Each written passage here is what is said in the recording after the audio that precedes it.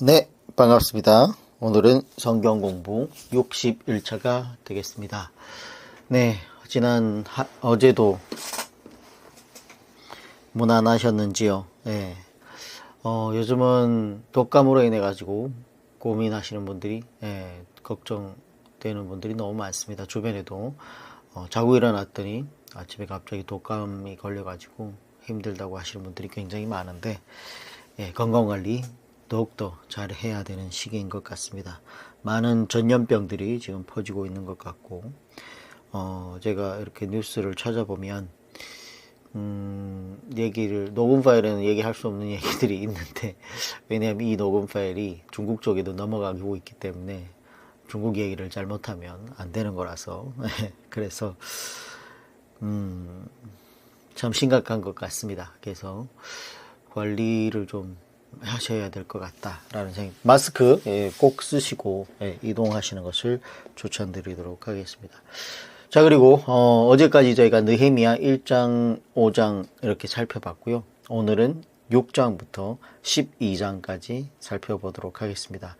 느헤미야서는 13장까지 있죠. 근데 13장은 저희가 말라기서를 살펴볼 때에 함께 살펴보도록 하겠습니다. 그게 연결되어 있는 부분이라서 그렇게 살펴보는 것이 좋고, 오늘 12장까지 마무리를 하고, 어제 내용을 들어본 분들이라면 제가 성경 공부의 일정을 어떻게 마무리를 할 것이라는 구정 전에 어떻게 할 것이라는 것을 들었기 때문에 그렇게 알고 있으면 될 것 같고요. 그래서 느헤미야를 오늘 12장까지 마무리를 하고 내일은 역대상하서로 가게 되겠습니다. 자, 그러면 오늘도 느헤미야서를 살펴볼 텐데 기도하고 시작하도록 하겠습니다. 우리를 참된 길로 인도하시는 하나님 아버지, 주님의 사랑과 은혜에 감사를 드립니다. 아버지께서 또 지난 간밤에 저희들에게 단잠을 허락해 주시고 우리의 육신의 피곤함을 사하여 주시고 새롭게 고쳐 주심에 감사를 드립니다. 이 이른 아침에 또 일어나서 하나님 말씀을 들으려고 준비하고 있으니 주님 우리의 마음을 인도하여 주시옵소서. 오늘은 느헤미야서를 살펴보려고 합니다. 느헤미야서를 통해서 느헤미야의 그 성품을 우리가 본받는 사람이 되게 하시고 참 쉬지 않고 기도하는 그런 부분과 또 그리고 심지가 견고한 그런 신앙을 가진 느헤미야를 배우게 하시고, 무엇보다도 정말 공과 사를 구분하여서 정말 공을 위하여 사적을 자기의 사제를 털어서 일을 하고 있는 느헤미야의 그런 모습을 우리가 볼 때에 정말 그분의 그 성품을, 느헤미야에 반영되는 모든 성품을 우리가 따라 배워 우리 또한 하나님을 기쁘게 하는 주의 거룩한 성도들이 될 수 있도록 도와주시옵소서. 이 시간도 함께하여 주시옵고 살아계신 예수님 이름으로 감사하며 기도드립니다. 아멘. 느헤미야서 6장 6장 1절 이하는 느헤미야가 암살당할 뻔한 이야기가 기록되어 있습니다. 산발랏 등 이런 나쁜 사람들이 그를 죽이려고 한 것이죠. 그리고 5절 이하는 산발랏과 이 도비야 그리고 게셈 등 이런 나쁜 사람들이 여론을 조성해 가지고 느헤미야를 모함하여 헛소문을 퍼뜨리고 있는 그런 내용들이 나옵니다. 그러나 느헤미야가 전혀 흔들리지 않는 모습을 보여주는데 6장 9절부터 보겠습니다. 이는 그들이 다 우리를 두렵게 하고자 하여 말하기를 그들이 손이 피곤하여 역사를 중지하고 이루지 못하리라 함이라. 이제 내 손을 힘있게 하옵소서 하였노라. 그러나 느헤미야는 하나님을 두려워하는 사람이기에 사람을 두려워하지 않았다는 거예요. 그리고 하나님께 기도하고 나아갔다는 거예요. 뭐라고요? 이제 내 손을 힘있게 하옵소서. 그는 이처럼 흔들린다고 흔들리는 그런 사람이 아니고 정말 믿음의 견고한 심지가 있는 사람이었다는 거예요. 우리가 알 것은 흔든다고 흔들리면 안 돼요. 오래 살아가다 보면 그런 일들이 종종 있다는 거예요. 예. 뭐 다른 사람을 통해서도 우리를 흔들 수도 있고 어떤 환경을 통해서 우리가 흔들릴 수도 있는데 그럴 때일수록 흔들리면 안 된다는 겁니다. 전에도 얘기했지만 꿰인다고 게임을 당하면 된다 안 된다? 안 된다는 거예요. 꿰인다는 걸 알면 게임을 당하면 안 된다는 거예요. 그래서 사탄이 무엇을 위해서 존재하는가? 온 천하를 꿰는 자라 이렇게 얘기하고 있지 않습니까? 그래서 어떻게든 우리를 넘어뜨리려고 오는 사자와 같이 돌아다니는데 그래서 우리는 그런 거를 잘 정말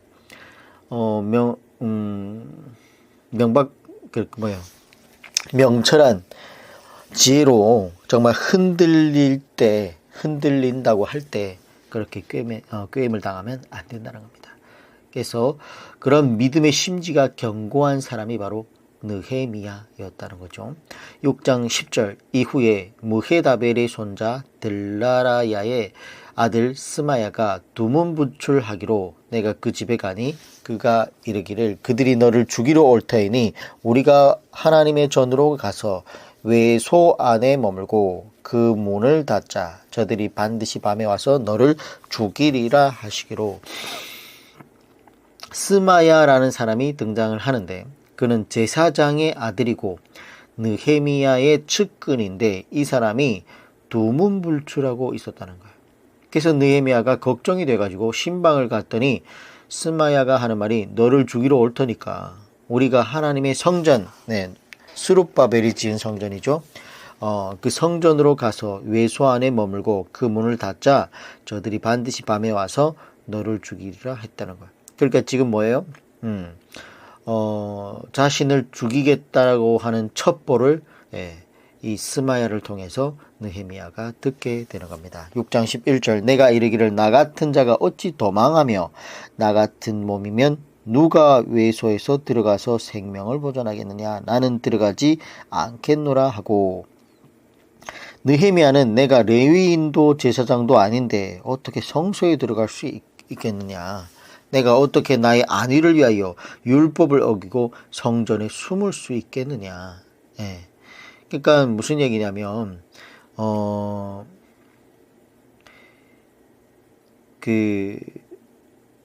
우리가 하나님 그러니까 자기가 레위인도 제사장도 아니라는 거야 신분이. 그러니까 성소에 들어갈 수 없다. 이런 얘기를 하고 있죠. 그래서 성소에 내가 어떻게 들어가 숨겠니? 자기 아무리 급한 일일지라도 율법에 나와 있는 법을 어기지 않겠다라는 이런 얘기를 하고 있죠. 6장 12절 깨달은 즉 그는 하나님께서 보내신 바가 아니라 도비야와 산발랏에게 뇌물을 받고 내게 이런 예언을 함이라. 그러니까 뭐예요? 하나님의 그런 보내심을 받고 이 첩보를 느헤미야에게 준 게 아니라 거짓 첩보를 줬다는 거예요. 뇌물을 받고 제사장 그러니까 제사장이 도비야와 산발랏에게 뇌물을 받고 이런 지금 거짓 증언을 했다는 거예요. 이러면 돼요, 안 돼요? 제사장이 스마야라는 사람이 안 된다는 거예요. 6장 13절 그들이 뇌물을 준 까닭을 나를 두렵게 하고 이렇게 함으로 범죄하게 하고 악한 말을 지어 나를 비방하려 함이었더라. 그러니까 이런 거를 느헤미야는 알았어요, 몰랐어요? 몰랐어도 일단 느헤미야는 자신이 제사장도 아니고 레위인도 아니기 때문에 성소에 들어가면 안 된다라는 신념을 지켰기 때문에 이런 비방거리를 듣지 않게 된 겁니다. 뇌물을 주고 어떻게든 느헤미야를 이렇게 약간 율법적으로 어긋나게 해가지고 그거를 막 비방거리를 삼아서 하려고 했는데 안 됐다는 거예요. 자, 그들이 뇌물을 준 까닭이 그래서 뭐예요? 느헤미야로 두렵게 하기 위하여 그렇게 했다는 거예요. 죽인다는 이런 말을 하면 두려워가지고 어디에 성소에 숨을 것을 생각하고 그렇게 얘기를 했던 거고 두 번째는 뭐예요? 범죄하게 하기 위해 했다는 거예요. 세 번째는 악한 말로 그를 비방하기 위하여 이런 모략을 꾸몄다는 거예요. 그래서 느헤미야가 두렵게 되면 권위가 떨어지고 지도력이 약화되는 것이겠죠. 그리고 느헤미야는 제사장이 아니기에 성전에 들어갈 수 없는데 만약에 성전에 들어가면 백성들은 어떻게 되겠습니까? 지도자가 율법을 어겼기 때문에 귀환 공동체는 율법 위에 세워지지 못하게 되는 것이죠. 그리고 만약에 느헤미야가 두려워가지고 성소에 숨어버리면 백성들은 어떻게 하겠습니까? 그들도 다 수단과 방법을 가리지 않고 모든 것을 팽개치고 다 자기의 안전을 위하여 행동을 취하게 될 것이라는 거예요. 그렇게 되면 결국은 신앙 공동체의 재건은 실패하게 되는 것이죠. 사탄이 바로 이런 부분을 노리고 있었던 겁니다. 그러나 느헤미야가 흔들리지 않았다라는 거죠. 6장 14절 내 하나님이여 도비야와 산발락과 여선지 노아다와 그 남은 선지자들 곧 나를 두렵게 하고자 한 자들의 소행을 기억하옵소서 하였노라. 여선지 노아다와 그 남은 선지자들, 그러니까 스마야뿐만 아니라 여선지 노아다와 상당수의 선지자들이 도비야와 산발락과 한편이 되어가지고 있었다는 겁니다. 그러므로 느헤미야는 기도를 하였어요. 왜냐하면 느헤미야 주변에 오히려 이런 제사장과 이런 선지자들이 붙어서 함께 협력을 해야 되는데 뭐예요? 상당수가 어떻게든 느헤미야를 넘어뜨리려고 지금 한편이 되어가지고 있었다는 거예요. 그렇기 때문에 느헤미야는 의지할 사람이 누구밖에 없다? 하나님밖에 없다. 그래서 하나님께 기도를 하고 있는 거죠. 그들의 소행을 기억하여 주옵소서. 즉 뭐예요? 원수를 내 손으로 갚는 것이 아니라 원수를 하나님께 맡기시는 느헤미야가 직접 갚을 필요가 없이 하나님께 의지하는 그런 기도를 들을 수 있습니다. 15절 성벽 역사가 52일 만인 엘룰월 25일에 끝남에, 그러니까 52일 만에 대단한 추진력을 갖고 끝냈다는 거죠. 이게 바로 지도자의 실력이라는 거예요. 16절 우리의 모든 대적과 주위에 있는 이방 족속들이 이를 듣고 다 두려워하여 크게 낙담하였으니 그들이 우리 하나님께서 이 역사를 이루신 것을 알미니라. 17절 또한 그때 유다의 귀족들이 여러 번 도비야에게 편지하였고 도비야의 편지도 그들에게 이르렀으니, 근데 52일 동안에 도비야와 편지를 주고받은 유다 귀족들 같은 이런 스파이가 있었다는 거예요. 6장 18절 도비야는 아라의 아들 스가나의 사위가 되었고 도비야의 아들 여호하난도 베레기야의 아들 무술람의 딸을 아내로 맞이하였으므로 유다에서 그와 동맹한 자가 많음이라. 도비야와 동맹한 자가 유다에 많았다는 거예요. 그러니까 도비야의 처가 유다에 있었다는 말이고, 그러면 돼요, 안 돼요? 안 되는 건데. 그래서 귀환 공동체 내에 도비야와 같이 동맹을 맺고 도비야에게 스파이 짓을 했던 사람들이 여럿이 있었다는 거예요. 6장 19절 그들이 도비야의 선행을 내 앞에 말하고 또 내 말도 그에게 전하매 도비야가 내게 편지하여 나를 두렵게 하고자 하였느니라. 자, 그리고 느헤미야 이야기에 이 도비야 는 괜찮은 인물입니다 라고 여러 번 말했다는 거예요. 이 스파이들이 느헤미야 앞에 와가지고 도비야라는 사람 괜찮습니다 알고 봤더니 그렇게 나쁜 사람 아니에요, 잘못 알고 있는 겁니다, 이런 식으로 와서 그를 옹호하면서 얘기했던 사람들이 너무 많다는 거예요. 그래서 느헤미야가 무슨 얘기만 하면 그 얘기를 갖다가 도비야에게 전달하는 그런 일들이 줄곧 일어났다는 거예요. 7장 2절 내 아우 하나니가 영문에 관한 하나냐가 함께 예루살렘을 다스리게 하였는데 하나는 충성스러운 사람이요 하나님을 경외함이 무리 중에서 뛰어난 자라. 내 아우 하나니라고 이렇게 나오죠. 자, 이 사람이 앞서 우리가 보았듯이 예루살렘에서 페르시아 느헤미야에게 와가지고 에스라의 형편을 얘기해 준 사람이죠. 영문의 관원의 하나냐, 그러니까 페르시아 궁전의 관원 한 사람이 같이 귀환을 해가지고 온 것 같아요. 근데 그는 어떤 사람이었냐면 첫째는 충성스러운 사람이었다고 얘기하죠. 이처럼 교회에서도 세워놓으면 잘하겠지 하는 사람을 세우면 안 되고 준비된 사람이 없으면 안 세우는 게 맞다는 거예요. 그리고 세우려면 반드시 충성스러운 사람을 세워야 된다는 거예요. 그래서 이를 위하여 작은 일을 맡겨보는 겁니다. 그래서 오늘날 교회에는 서리 집사라고 있지 않습니까? 예, 일단 집사로 먼저 임명을 해보고 1년 동안 서리로 먼저 집사를 하다가 계속 그분이 성품과 그분이 이렇게 헌신을 이런 걸 보고 나중에 결국 안수 집사로 임명을 하는 겁니다. 근데 참 이 집사는 서리 집사가 있는데 권사와 장로는 서리 장로, 서리 권사가 없다는 거예요. 예, 그런 것도 참 아쉬워요. 장로는 한 번 장로를 임명하면 뭐 어떻게 할 바가 없어요. 예, 그래서 오늘날에 수많은 장로들이 정말 참 하나님 뜻대로 하나님 말씀대로 교회를 섬기면 좋을 텐데 자신들이 주인이 돼가지고 목사를 막 잡아 끌어내리고 이런 분들이 너무 많은데 그런 건 너무나 안타깝죠. 그래서 이런 작은 일을 맡겨서 교회 안에서는 시험을 해보는 거예요. 그리고 그 작은 일에 합격한 사람들이어야 즉 다시 말하면 반드시 진리 위에서 충성된 자들이 뭐예요? 큰 일에도 충성이 된다는 거예요. 그래서 일단 사람을 임명할 때도 잘 지켜보고 임명을 해야 된다라는 얘기고, 그리고 둘째는 하나님을 경외함이 뛰어난 사람이어야 된다는 거예요. 이런 것을 보면 느헤미야가 사람을 볼 줄 아는 것 같았어. 그래서 율법을 아니까 뭐예요?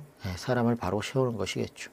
자, 5절 이하는 에스라 2장에 나왔던 1차 귀환자 명단이 또 나옵니다. 왜 이 시점에 1차 귀환자 명단이 또 나오는가 하면 방금 성벽이 완공되었는데 예루살렘 성 안의 거주민을 파악해 보니까 너무 적었던 거예요. 예루살렘을 회복하기 위해서는 어느 정도의 거주민이 필요했는데, 그리고 2차 귀환자들과 3차 귀환자들은 온 지가 얼마 안 됐고, 또한 그들은 에스라와 느헤미야의 지도를 받았기 때문에 별로 걱정이 없었는데, 그러나 1차 귀환자들은 5만여 명이 귀환을 했고 이미 다 흩어져 있는 상황이었기 때문에 그 1차 귀환자들이 명단을 들고 예루살렘으로 제2주를 해달라고 하는 것이었습니다. 사실 1차 귀환자들은 다 어쩌면 죽었고 그 후손들이 이미 남아있는 것이 아닌가. 그래서 그 후손들을 한번 파악해 볼 필요가 있었다는 거예요. 왜냐하면 지금 1차 귀환으로부터 92년이 지난 지금 그 상태가 되어버렸으나 보니까 그 후손들이 누구였는지를 파악해 볼 필요가 있었다는 겁니다. 느헤미야 8장. 느헤미야가 진퇴양난에 빠져있던 에스라와 귀환 공동체에게 정말 담비와 같은 역할을 하게 됩니다. 그리고 기본적인 질서와 치안이 잡히면서 드디어 유대 사회가 좀 더 안정이 되고 좀 더 건설적인 일을 하게 되는 것인데, 8장은 이스라엘의 전 역사 가운데 기념비적인 사건이 기록되어 있습니다. 신명기 31장 9절 이하에 보면 매 7년 끝에 곧 면제는 초막절에 온 백성을 한자리에 모아놓고 성경 낭독을 듣게 하고 배우게 해서 모든 말씀을 지켜 행하게 하여 여호와 경외하기를 배우게 하라고 했지 않았습니까? 근데 여호수아 때부터 했다 안 했다? 안 했다. 여호수아가 무슨 영문인지 모르겠지만 모세의 유언이었던 이 성경 낭독을 하지 않았다는 거예요. 여호수아가 하지 않으니까 사사기 때는 암흑한 시대를 겪게 됐고, 사사기 시대를 또 종식시키려고 하나님께서 준비했던 사무엘도 했다 안 했다? 안 했다. 다윗도 안 하고 솔로몬도 안 하고 요시아도 안 했습니다. 그러다 보니까 뭐예요? 지금 여호수아 때부터 지금 1000년이 지나갔는데 성경 낭독이 시행됐다 안 됐다? 안 됐다. 모세의 유언은 단 한 번도 그 역사 안에 이루어진 적이 없었다라는 거죠. 그러다 보니까 어떻게? 역사는 악순환으로 갈 수밖에 없었다는 거예요. 이스라엘 백성들이 하나님 말씀을 모를 수밖에 없었다는 거예요. 그러니까 요시아 시대 때 성전에서 성경을 발견한 그 사건이 어마어마하게 놀라울 수밖에 없었다는 거예요. 왜? 오늘날로 말하면 교회에서 성경책을 발견한 것은 너무나 흔한 일이지 않습니까? 교회는 당연히 성경책이 구비가 되어야죠. 그런데 그때 당시에는 몇 년이요? 거의 뭐 70 72년 동안 성경책이 발견이 안 됐다는 거예요. 그러니까 얼마나 72년이 뭐예요? 1000년 가까이 하나님 말씀을 보기가 어려웠다는 거죠. 자, 그런데 이 모세의 유언이 1000년 만에 지켜지는 역사가 어디에 나온다? 예, 느헤미야 8장에 기록되고 있습니다. 하나님께서도 굉장한 사건으로 기억하고 계실 겁니다. 이 사건을 일으킨 사람이 누구라고요? 에스라와 느헤미야라는 거죠. 즉 제1회 성경 낭동, 어떻게 보면 이스라엘 백성들에게 성경을 공부시키는 그런 일이 이루어지게 되는데, 강사가 누구예요? 네, 강사가 에스라고 준비위원장이 느헤미야였다는 겁니다.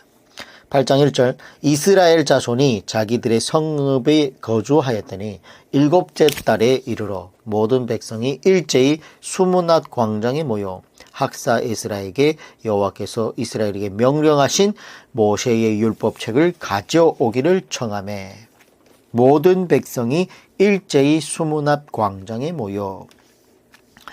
자, 이런 장소는 성지순례를 가보면 꼭 가봐야 되는 장소라고 합니다. 그래야 해가지고 그곳에서 모세 율법책을 이렇게 읽어줬다고 하는데, 참 성지순례는 꼭 한번 가보고 싶어요. 그래서 참 언젠간 기회가 된다고 그러면 참 많은 분들하고 함께 성지순례를 다녀오면서 그곳에서도 또 이렇게 성경을 토대로 얘기하면서 성지순례를 하면 좋지 않을까라는 생각이 드는데, 자, 그래가지고 모세 율법책 5경을 가져오게 되었는데, 근데 여기 성경에는 모세 율법책을 모세 5경이라고 할 수도 있지만 우리가 창세기만 봐도 모세의 작품이라고 보기에는 상당히 무리되는 부분들이 있다 없다? 있었다는 거예요. 그러므로 성경을 공부하는 사람들은 모세 5경이라고 표현하기보다는 그냥 5경이라고 표현하는 것이 좀 더 맞겠습니다. 그래서 나중에 이 에스라가 이렇게 율법책을 이스라엘 백성들에게 낭독을 해주다 보니까 좀 그런 부분들을 창세기 전에 얘기했었던 그런 부분을 에스라 손을 거쳐서 수정된 게 아닌가, 그렇게 보고 있습니다. 8장 2절, 일곱째 달 초하루에 제사장 에스라가 율법책을 가지고 회중 앞 곧 남자나 여자나 알아들을 만한 모든 사람 앞에 이르러. 일곱째 달 초하루에 라는 거는 지금 BC 444년 7월 1일을 말하는 거예요. 그러니까 알아들을 만한 모든 사람, 자, 이것이 성경 공부의 대상입니다. 알아들을 만한 모르는 사람들은 성경을 가르쳐야 된다는 거예요. 그래서 너무 어려도 솔직히 어렵습니다. 그래서 솔직히 보면 초등학교 한 3학년, 4학년 정도 되면 이제는 말귀를 알아들어요. 자기 주관도 있고.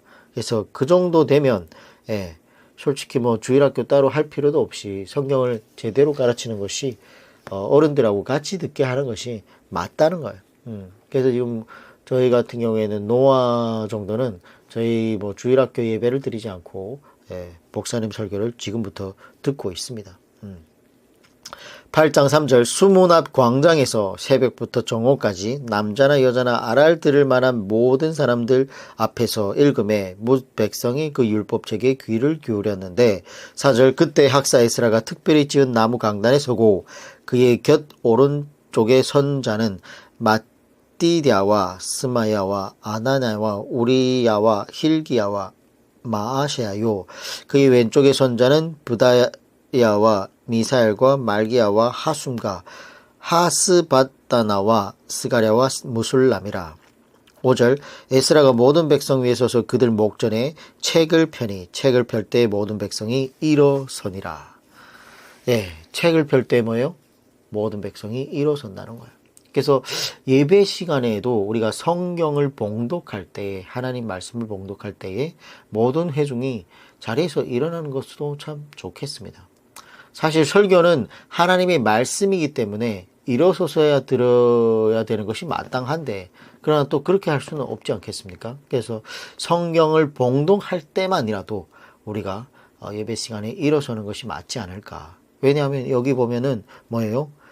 에스라가 모든 백성 위에 서서 그들 목전에서 책을 펼 때, 오경을 펼 때, 그러니까 오늘날 말하면 어떻게 하나님 말씀인 성경책을 펼 때에 예, 그 말씀을 받을 때에 우리가 그 순간만이라도 일어서서 받는 것이 성경적이지 않는가 그렇게 생각을 해본다는 겁니다.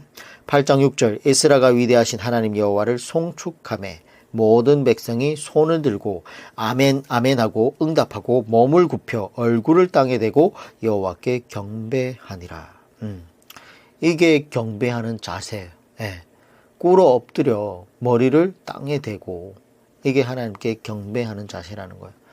예. 예배도 예를 갖추어 배가 절배자입니다. 예를 갖추어 절을 하다라는 뜻이에요.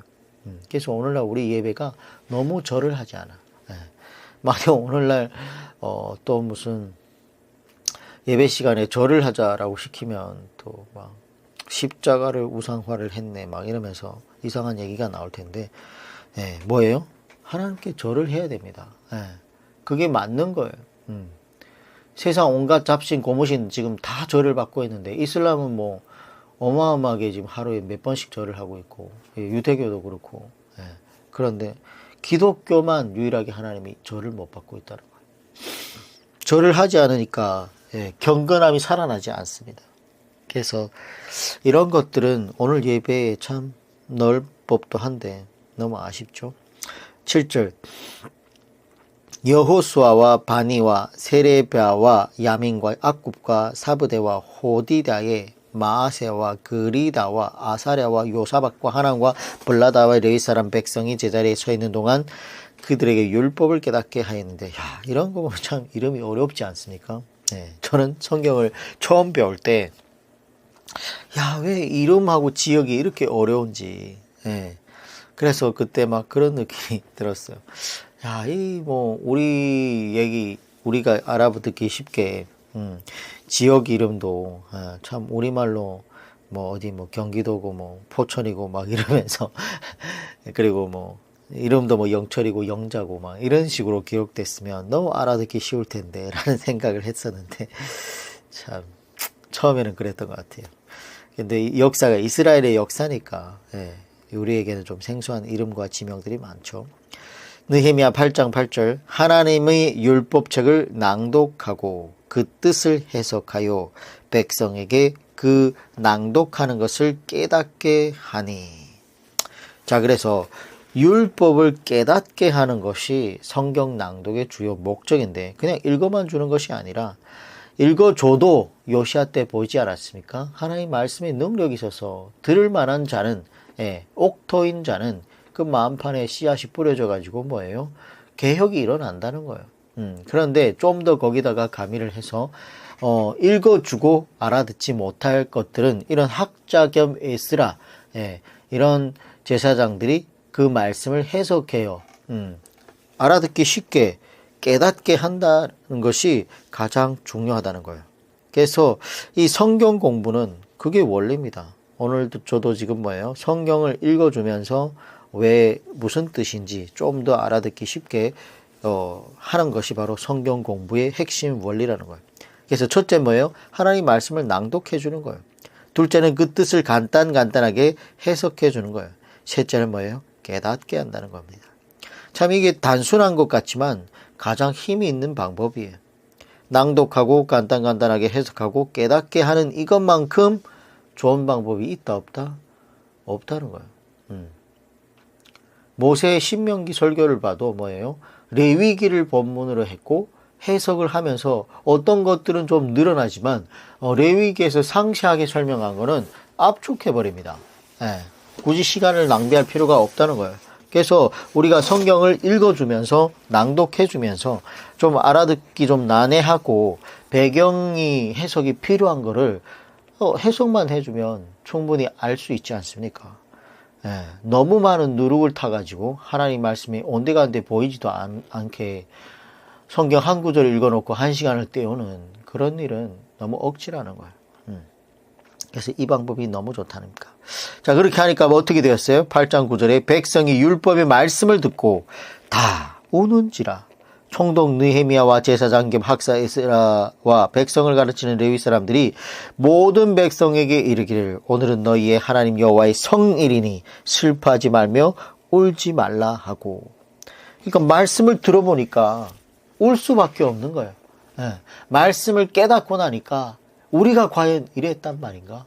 하나님 말씀을 이렇게도 몰랐단 말인가? 깨닫고 나니까 눈물이 날 수밖에 없다는 거예요. 진정한 회개는 뭐예요? 예, 말씀으로부터 온다라는 것을 깨달아야 되겠습니다.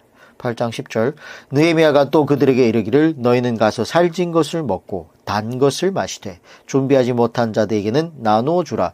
이날은 우리의 주의 성일이니 근심하지 말라. 여호와로 인하여 기뻐하는 것이 너희의 힘이니라 하고. 자, 집회할 때에는 그래서 금식하고 이러는 것이 좋지 않다는 거예요. 집회할 때는 하나님의 은혜와 진리를 경험하는 날이기 때문에 뭐예요? 음식을 즐거움으로 먹고 단 것 먹고 기력을 회복하고 힘이 없어가지고 말씀을 듣지도 못하고 이러면 안 된다는 거예요.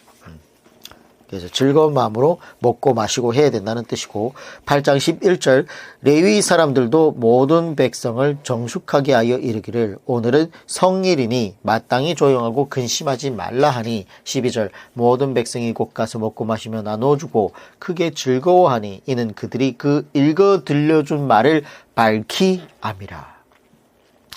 그래서 읽어주고 설명하고 깨닫게 하는 것이 가장 큰 원리 중에 하나다라고 하겠습니다. 그랬더니 하나님의 말씀을 밝히 알게 됐다는 거죠. 이것이 집회의 모임의 원형이 되는 것입니다. 이것이 진짜 집회죠. 그러니까 집회는 뭐 뜨겁게 찬양하고 뜨겁게 기도하고 하는 것이 집회의 기본이 아니고 집회는 말씀을 사모하는 말씀을 사경회하는 그런 모습이 있어야 된다는 거예요. 예전에는 오늘날처럼 하지 않았습니다. 한국교회의 집회는 말씀 사경회였어요. 근데 언제부턴가 말씀은 온데간데 없어지고 한 4, 50분 심지어 1시간 반을 그냥 방방 뛰면서 찬양을 하고 말씀은 딱 10분간 그냥 쌈박하게 절하고 끝나는 그런 경우가 너무 많다는 거예요. 정말 오늘날의 부흥 집회를 보면 막 사이비 종교 같아. 그래서 참 아쉽죠. 8장 17절 사로잡혔다가 돌아온 회중이 다 초막을 짓고 그 안에서 거하니 눈의 아들 여호수아 때로부터 그날까지 이스라엘 자손이 이같이 행한 일이 없었으므로 이에 크게 기뻐하며 그러니까 최초로 처음으로 이런 일이 있었다는 거예요. 그러니까 얼마나 크게 기뻐했겠습니까? 하나님도. 그래서 신명기 31장 9절 이하의 말씀을 지난 1000년간 아무도 하지 않았다는 거예요.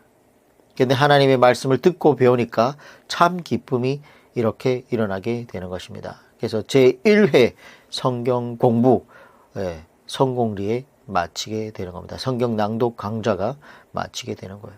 8장 18절 에스라는 첫날부터 끝날까지 날마다 하나님의 율법책을 낭독하고 무리가 이래 동안 절기를 지키고 8째 날에 규례를 따라 성회를 열었느니라. 그래서 초막절은 이스라엘 백성들의 광야에서 삶을 기념하는 날이기도 하지만 더 중요한 것은 초막절을 뭐예요? 성경을 배우는 날이라는 거예요. 그러므로 초막절에 에스라가 모세의 유언을 이루게 되었다라는 것입니다. 그래서 오늘날 또 정말 1년에 한 번 정도는 아이들에게 기념으로 한국 같은 경우에는 휴가철이 있지 않습니까? 정말 가장 좋게는 그 휴가철을 어디 바다나 산에 가지 말고 아이들 다 데리고 교회에서 정말 이렇게 하나님 말씀을 창세기부터 계시록까지 다 가르치는 그런 일이 일어났으면 좋겠습니다. 그래서 참 저희 교회도 희망하건대 지금 계속 기도를 하고 있는데 중요한 건 뭐냐면 목회자가 준비를 해도 성도들이 들 마음이 없으면 이루어지지 않아요. 그리고 성도들이 들을 마음이 없으면 목회자도 준비하고 싶은 마음이 없다는 거예요. 그래서 정말 성도들이 하나님 말씀을 사모하는 그런 마음이 굴뚝같이 일어나가지고 우리를 정말 창세기부터 계시록까지 좀 알아듣기 쉽게 공부시켜 주시옵소서 이런 마음이 있으면 목회자는 준비하게 돼 있죠. 근데 중요한 건 뭐예요? 들을 자가 없으면 그렇다고 해서 교회 성도가 40명, 50명 이래 되는데 100명이 되는데 들을 자가 두세 명밖에 없다 그러면 힘이 빠져서 하겠습니까? 예. 이렇게 연합하는 마음이 있어야죠. 그래서 정말 1년에 한 번 정도는 교회에서는 창세기부터 계시록까지 일주일 안에 빠르고 바르게 이해하기 쉽게 그 마음판에다가 하나님 진리의 말씀을 그냥 빼곡히 심어 놓는 그런 일이 있었으면 좋겠다라는 겁니다. 나중에 목회를 하면 저는 이런 부분을 반드시 하고 싶어요. 그리고 또 참 이미 우리의 선배 목회자분들이 하고 있는 분들이 많습니다. 제가 존경하는 분들은 교회에서 1년에 2번씩 해요. 여름 때 이번에 구정 때 27일부터 31일까지 하는 교회가 많습니다. 그래서 저는 가끔 그런 교회 가서 듣기도 하는데 느헤미야 9장 9장 1절 그달 스무나흣 날에 이스라엘 자손이 다 모여 금식하며 굵은 벼옷을 입고 티끌을 무릅쓰며 그달 스무나흣 날에라는 거는 성경 낭독을 한 다음 날이죠. 그때에 그들이 금식했다는 거예요. 그러니까 이 성경 공부할 때는 금식을 하면 안 되고 다 깨닫고 나서 하나님 말씀이 이렇구나. 우리가 그동안 정말 몰랐었구나. 그랬더니 하나님 말씀을 알고 났더니 뭐예요? 자신들이 죄가 기억이 나지 않습니까? 그래서 그 죄를 위해서 회개하는 마음으로 금식한다는 거예요. 9장 2절 모든 이방 사람들과 절교하고 서서 자기의 죄와 조상들의 허물을 자복하고 그래가지고 이런 집회 문화 성경적으로 봤을 때 너무나 이런 것들이 좋은 것들인데 오늘날 저기 뭐 어디 부흥 집회를 자주 하고 있는 어디 우리도 가끔 거기서 운동대를 하고 있는데 뭐죠? 이름이 갑자기 생각이 안 나지?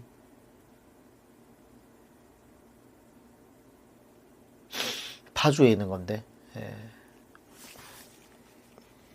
그 순복음교단에서 지은 기도원 있지 않습니까? 거기 가면 뭐 온갖 정말 사이비 같은 목회자들이 지금 하루에 3번씩 헌금을 해라 그러고 돈을 짜내고 얼마 전에 여자 목사가 거기 와가지고 제가 아는 분도 거기 가가지고 500만 원을 드리고 왔다 그러더라고. 자기는 지금 집 월세 내기도 힘들 정도고 일도 못 해가지고 약도 사 먹을 돈이 없으면서 500만 원을 드리고 왔다고 그러더라고. 그건 그 여자 목사도 죄지만 갖다 다치는 그분도 죄입니다. 무슨 죄냐? 정말 도둑 같은 거짓 선지자에게 그 일을 마음껏 할 수 있도록 방조죄가 돼요. 잘 구분하셔야 됩니다. 9장 2절 모든 이방 사람들과 절교하고 서서 자기의 죄와 조상들의 허물을 자복하고 뭐예요? 그동안의 이방 사람들과 내통했던 것들을 다 끊어버리고 서가지고 자기의 죄와 조상들의 허물을 고백하는 것. 우리도 진리의 길을 가면서 절교할 것들은 절교해야 됩니다. 끊어버릴 것들은 끊어버려야 돼요. 나에게 도움이 안 되는 이방 사람들을 끊어버릴 때는 과감하게 끊어버릴 줄을 알아야 된다는 거예요. 이게 안 되면 주일 성수가 안 되는 거예요.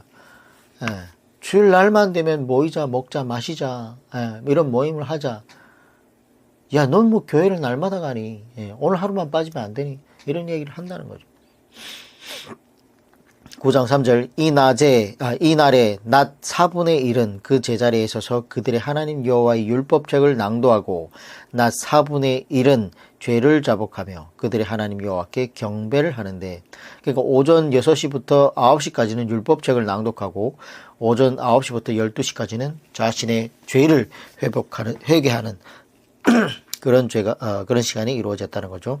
4절 레위 사람 예수아와 바니와 간미엘과 스바냐와 분니와 셰레바와 바니와 그나니는 단에 올라가서 큰 소리로 그들의 하나님 여호와께 부르짖고 1000년 만에 진리를 깨달았으니까 이때는 정말로 통곡하면서 회개했다는 거예요. 근데 우리가 기도할 때마다 부르짖으며 기도하는 것은 아니라는 거예요. 지금 1000년 만에 이렇게 자기 죄를 깨달았으니까 이렇게 부르짖으면서 자신들의 죄와 조상들의 죄를 고백하면서 부르짖을 수 있죠.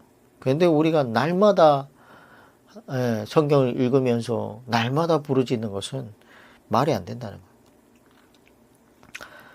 그래서 그때 당시에는 눈물을 흘리며 통곡하며 큰 소리로 기도를 해야 되지만, 당시 뭐 종교 지도자라고 할 수 있는 레위인들이 민족적인 회개를 이렇게 이루었다는 거예요. 오늘날 교회가 예를 들어서 하나님 말씀을 다시 한번 이렇게 창세기부터 계시록까지 면밀하게 살펴보면서 오늘날 교회가 무엇을 잘못하고 있는지를 낱낱이 깨닫고 통곡하면서 교회 전체적인 개혁이 일어날 때는 부르짖으면서 회개하고 할 필요가 있죠.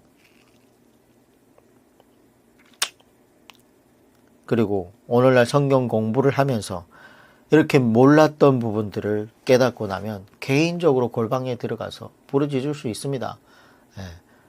근데 기도할 때마다 아무 의미 없이 부르짖는 것은 아니라는 거죠. 자, 그래서 그들의 회개 기도문이 5절에서부터 38절까지 나옵니다. 먹고 사는 문제 성공하고 잘되게 하여 달라는 그런 기도문이 아니고 성경적인 기도를 하고 있습니다. 그래서 반드시 이 부분은 읽어보시기를 바라겠습니다. 자, 9장에서 9장 38절 마지막 절을 보면 우리가 이 모든 일로 말미암아 이제 견고한 언약을 세워 기록하고 우리의 방백들과 레위 사람들과 제사장들이 다 임봉하나이다 하였느니라. 그래서 지도자들이 이처럼 시내산 언약 앞에서 제서약을 하게 되었습니다. 과거를 회개하고 남은 평생에 시내산 언약대로 잘 듣고 그 말씀대로 지키면서 살겠다고 지금 재약속을 했다는 거죠. 느헤미야 10장. 자, 10장은 시내산 언약의 재서약한 명단이 공개가 됩니다. 현재 에스라가 서명을 받고 있기 때문에 그의 이름이 빠져 있죠. 그래서 1절부터 보면 총독 느헤미야부터 서명을 했습니다. 그 임봉한 자는 하가라의 아들 총독 느헤미야와 시드기야. 자, 그리고 2절에서 8절까지는 제사장 21명이 서명을 하고 9절부터 13절까지가 레위인 7명이 서명을 하고 14절부터 27절까지가 우두머리 44명이 서명을 했습니다.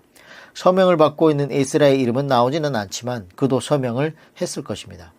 자, 이렇게 에스라를 포함해서 총 84명의 지도자들이 재서약을 했다는 거죠.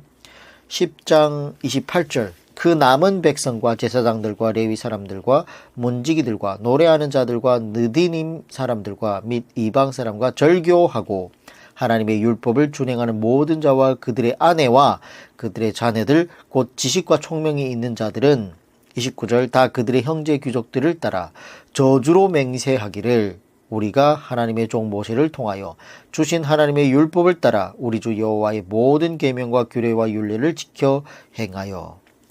뭘로 맹세를 했다고요? 저주로 맹세했다.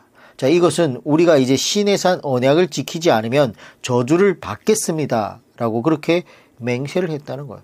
그래서 30절 이하에는 지켜 행하겠다고 했던 율법이 구체적으로 나오는데 10장 30절에 우리의 딸들을 이 땅 백성에게 주지 아니하고 우리의 아들들을 위하여 그들의 딸들을 데려오지 아니하며. 그러니까 어떻게 됐어요? 사사기 때 우리가 살펴봤던 것처럼 그들과 동거하다 보니까 동화가 되어 결국은 어떻게 역으로 전도가 되는 그런 삶이 되지 않습니까? 솔로몬도 뭐 때문에 이렇게 죄를 크게 짓게 되었어요? 이방 여인들을 취하게 돼요.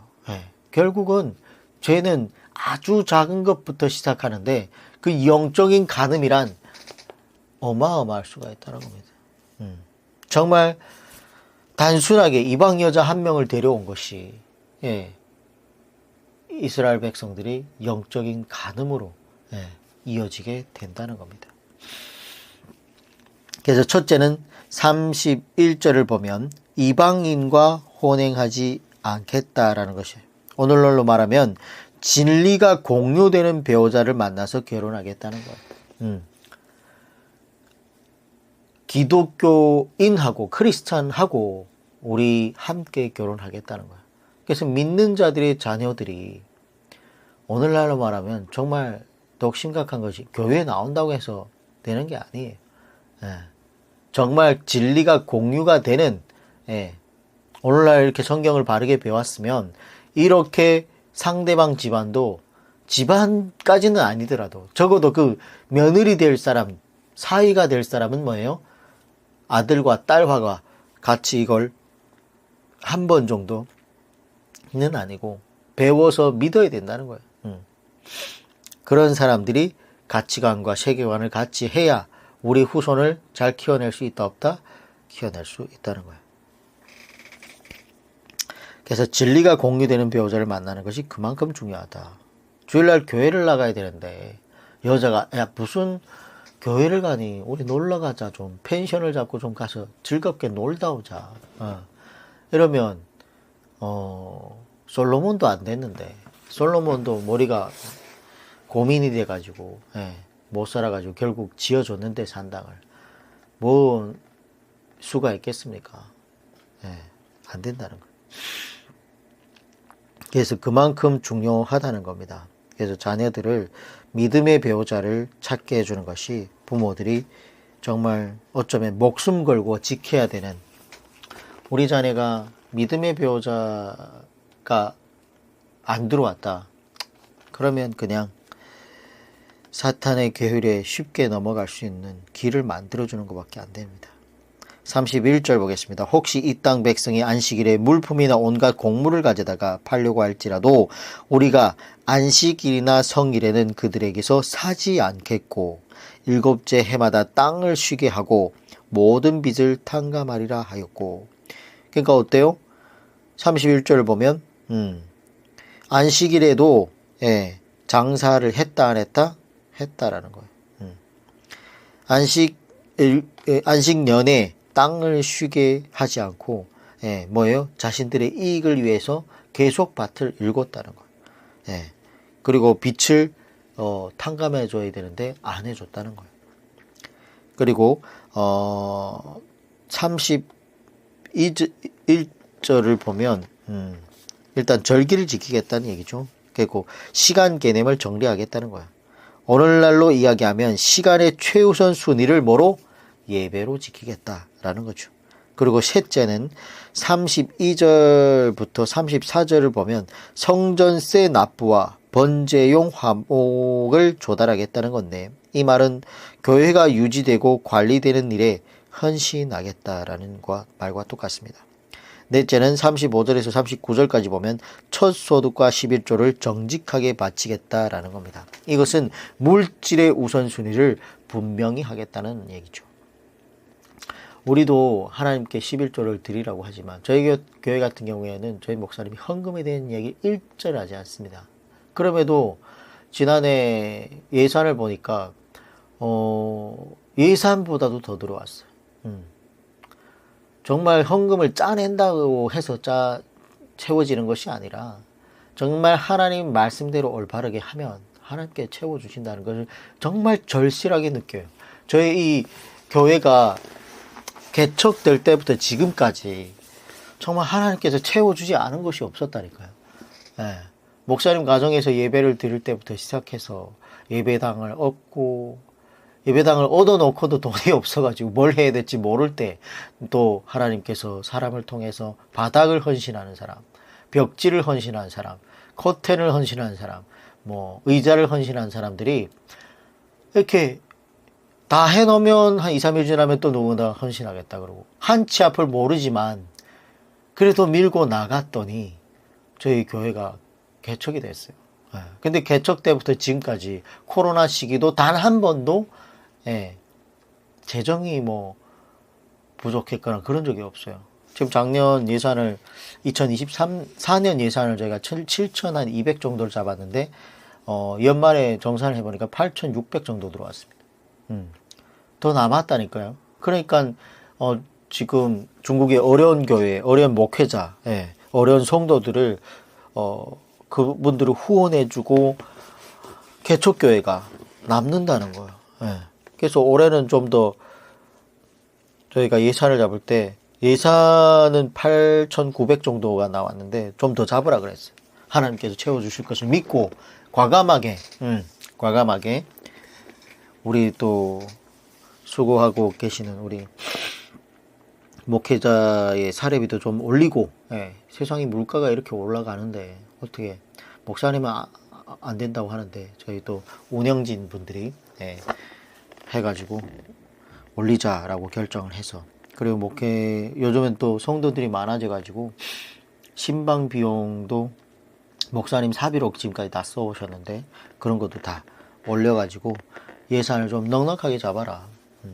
우리가 정말 예산을 정말 악어가 이불 벌리듯이 어마어마하게 잡는 건 또 문제가 되겠지만, 믿고 믿음으로 나갔을 때 마땅히 쓸 것을 하나님께서 채워주실 것을 믿고 나갈 때는 된다는 거예요. 그래서 물질의 우선순위, 정말 우리가 우리 목사님 아까 헌금 얘기를 하다 여기까지 왔죠. 얘기를 한 번도 한 적이 없어요. 근데도 채워진다는 거야. 하나님께서 여러분들의 가정에 채워주실 것을 믿습니다. 여러분들이 물질의 우선순위를 정하고 정말 기쁜 마음으로, 즐거워하는 마음으로 낼 때 하나님께서 즐거워한다는 거예요. 많이 낸다고 교만할 필요도 없고, 왜냐, 그건 마땅히 하나님 것이니까. 왜? 여러분 생명도 하나님께서 주신 게 아닙니까? 창세기에 기반한 믿음이라면 내 모든 것이 하나님 것이다. 예수 그리스도의 십자가의 보혈의 피로 내가 새롭게 태어났지 않았습니까? 자신을 부인하고, 무슨 뜻이에요? 자신을 죽이고 오로지 이제부터 나의 주인은 예수님입니다 라는 부인을 했으면 나의 모든 것이, 가지고 있는 것이 하나님 것입니다. 그런데 그거에 10분의 1을 드리는 거잖아요. 마땅히 드리는 거잖아요. 그런 물질의 우선순위를 정하지 않고 11조도 드리지 않는다. 그러면 그 신앙이 올바르게 섰는지를 다시 한번 살펴볼 필요가 있다는 겁니다. 그래서 물질의 우선순위를 했을 때, 나중에 말라기서를 우리가 다루겠지만, 그런 뜻에서 복 받으려고 드리는 것이 아니라 즐거워하는 마음으로 하나님께 드린다는 거예요. 10이 다 하나님 거지만 10분의 1을 드리는 즐거워하는 마음으로, 물질이 있는 곳에 마음이 있다고 했습니다. 그래서 우리도 그러지 않습니까? 하나님이 뭐 그 돈이 없어서 여러분 바치라고 하는 것이 아니라 여러분의 마음의 중심을 보시는 겁니다. 우리 애들한테 맛있는 거 사주고 아빠한테 한번 줘봐, 이러지, 주는지 안 주는지 보지 않습니까? 우리 아이가 나에게 그 주는지 안 주는지, 뭐 먹고 싶어 그러는 것이 아니라 아이 그 마음을 보려고, 기특한 마음을. 그런 것처럼 똑같아요. 10분의 10의 물질을 주셔놓고 10분의 1을 드려봐. 마음을 보시는 거예요. 그 마음이 어떤 마음으로 드리는지, 교만하고 정말 이런 마음으로 자기가 잘나서 드리는 마음인지, 아니면 정말 과분의 두랩돈처럼 정성을 다해서 감사하는 마음으로 드리는지, 거기에 달려 있다는 겁니다. 그래서 오히려 저희는 알아서 헌금을 하고 있어요. 이름도 쓰지 않아요. 누가 얼마를 드렸다는 거. 그럼에도 불구하고 다 채워지고 있다는 겁니다. 그래서 오히려 짜내려고 하면 안 짜진다. 저희 교회는 그렇게 지금 되고 있습니다. 자, 이처럼 구체적인 결단들이 있어야 된다는 것이죠. 이처럼 제1회 에스라 성경 낭독이 이스라엘 역사 가운데 놀란 회개 운동과 구체적인 삶의 변화가 일어나는 감동적인 장면이 연출이 되었습니다. 그러므로 이 집회가 결과가 뭐예요? 구체적인 회개와 결단과 변화가 있었다는 거예요. 그래서 회개와 결단과 변화가 필요합니다. 그래야 우리의 삶이 변화가 되는 거죠. 성경 공부를 오늘날 이렇게 110일간 힘들게 하고 나서는 여러분들이 구체적인 변화와 결단이 필요합니다. 그래서 이런 성경을 낭독하고 간단히 해석해서 깨닫게 하는 것이 얼마나 큰 힘이 있는지를 우리가 알 수 있는 부분이죠. 10장 39절 곧 이스라엘 자손과 레위 자손이 거제도 드린 곡식과 새 포도주와 기름을 가져다가 성소의 그릇들을 두는 골방 곧 섬기는 제사장들과 문지기들과 노래하는 자들이 있는 골방에 둘 것이라. 그래야 우리가 우리 하나님의 전을 버려두지 아니하리라. 우리가 하나님의 교회를 버려두면 안 되겠죠.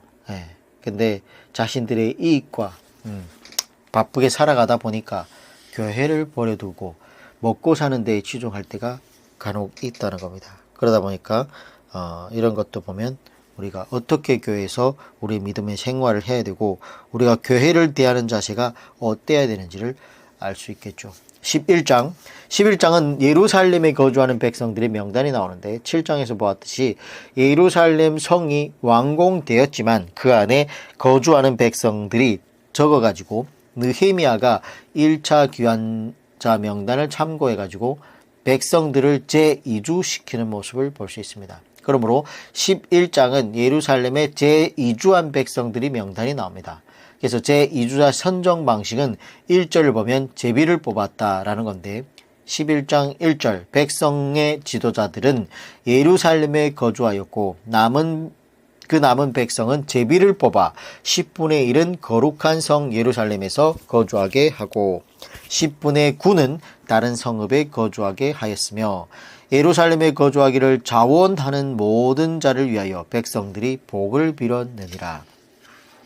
자, 그런데 예루살렘에 거주하기로 결단한 자들이 있었고 이런 사람들은 보통 결단이 아니죠. 그러니까 자신들의 지금 하고 있던 생업을 포기하고 거주지를 옮긴다는 것은 정말 큰 결단이죠. 근데 그러한 자가 있어가지고 백성들이 복을 빌어 주었다는 거예요. 이것이 또한 에스라 성경 낭독의 결과이기도 하죠.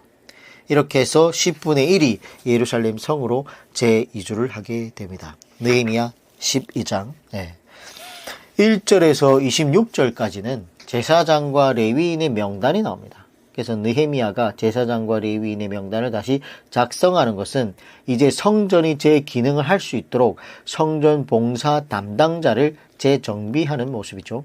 그리고 27절 이하는 성벽 봉헌식을 해요. 그래서 성벽이 허물어졌다가 다시 세워졌기 때문에 느헤미야가 감사하는 마음으로 예배를 드리는 것이죠. 12장 27절 예루살렘 성벽을 봉헌하게 되니 각 처에서 레위 사람들을 찾아 예루살렘으로 데려다가 감사하며 노래하며 재금을 치며 비파와 수금을 타며 즐거이 봉헌식을 행하려 하매 그래서 성가대가 준비가 되는데 한 성가대는 성벽 시계 방향으로 돌고 한 성가대는 시계 반대 방향으로 도는데 한 성가대 인솔자는 에스라이고 다른 성가대 인솔자는 느헤미야였다는 겁니다. 이 두 성가대가 서로 반대 방향으로 돌면서 하나님을 찬양하고 그러다가 한 지점에서 만나가지고 하나님을 더 크게 찬양해서 그 소리가 울려 퍼지게 되는데 그리고 그 두 성가대가 만나서 성전으로 올라가는 겁니다. 12장 42절에 또 마아세야와 스마야와 엘르아살과 우시와 요호나난과 말기야와 엘람과 에셀이 함께 있으며 노래하는 자는 크게 찬송하였는데 그 감독은 예스라히야라. 이 날에 무리가 큰 제사를 드리고 심히 즐거워하였으니 이는 하나님이 크게 즐거워하게 하였음이라. 부녀와 어린 나이도 즐거워하였으므로 예루살렘이 즐거워하는 소리가 멀리 들렸느니라. 하나님께서 기뻐하시는 일을 하면 성령님께서 내 안에서 기뻐하시면서 정말 놀라운 기쁨을 경험하게 된다는 것이죠. 그들은 처음으로 어쩌면 느껴보는 참 행복이었을 수도 있습니다. 그리고 이때가 이스라엘의 역사 가운데 가장 행복했던 순간입니다. 회복한 이스라엘. 이것이 바로 제1회 성경 낭독의 결과이기도 하죠. 아마 하나님께서도 1000년 만에 크게 기뻐하지 않았을까 그런 생각이 듭니다. 그러므로 우리가 성경을 이렇게 읽어주고 해석하여 깨닫게 하는 것이야말로 우리의 영에 큰 기쁨을 안겨주는 그런 공부라는 거죠. 그래서 오늘날 우리가 110일간 이렇게 성경 공부를 하지만 글쎄 다 잘 듣고 있을 거라고 생각하지 않습니다. 그러나 정말 마음이 옥토가 되어서 예, 이 말씀을 온전히 다 들으려고 그 사모하고 정말 갈급하여서 목마른 영혼같이 샘물을 찾아오고 있는 그런 노루같이 여러분들이 하나님 말씀을 가까이 한다면 그만큼 하나님을 기쁘게 하는 일이 또 있을까 생각을 해봅니다. 그래서 이제 구약 성경이 거의 끝나가는데 구약 성경을 잘 다음 주까지 이번 주 끝나고 다음 주까지 구약 성경을 다 끝내고 신약 성경도 또 들어가게 됩니다. 그래서 끝까지 신약 성경 요한계시록까지 달려갈 수 있도록 여러분과 저도 큰 힘을 내서 끝까지 견지해야 되겠습니다. 수고했습니다. 오늘은 이렇게 느헤미야 12장까지 정리를 하고 역대상 하하서라고 적어놓으면 좋겠습니다. 내일 뵙겠습니다. 감사합니다.